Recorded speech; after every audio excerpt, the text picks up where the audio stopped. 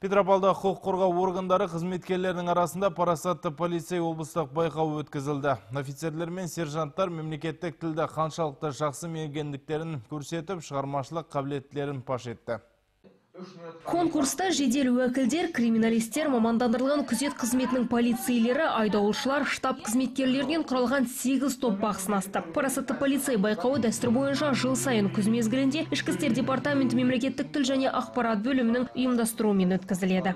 Вы знаете, что елбасымыз мемлекеттік тілдің дамуына орасан зор көңіл бөлуде. Бұдан полицейлерде шет қалмауда. Біз әрдайым алдағы орындардан көрінеміз. Бүгінгі өткізіліп жатқан байқау соның айқын дәлелі. Топты таныстыру, үй тапсырмасы және нар тәуекел деп сайысы. Байқау 3 кезеңге бөлінді. Сайыс барысында әр топ полиция қызметі туралы сұрақ дайындаса, қарсыластары жылдам әрі қызықты жауап беріп, мемлекеттік тілді жақсы меңгергендіктерін көрсетуі тиіс болды. Нәтижесінде 3-ші орын мамандандырылған күзет қызметі басқармасының полицейлерінен құралған Ақсұңқар тобына, ал 2-ші орын Петропавл қаласы ішкі істер басқармасының Қызылжар қырандары тобына бұйырды. 1-ші орында айдауыл қызметі мен жылдам қимылдайтын жасақтың қызметкерлерінен құралған жігіттер тобы иеленді. Өзге ұлт өкілі қызметкерлер арасындағы номинацияда Ішкі істер департаменті техникалық қызмет басқармасының аға инспекторы Максим Шмонин жеңімпаз атанды. Парасатты полицей облыстық байқауында 1-ші орынды иеленгені үшін жігіттер командасы марапатталады.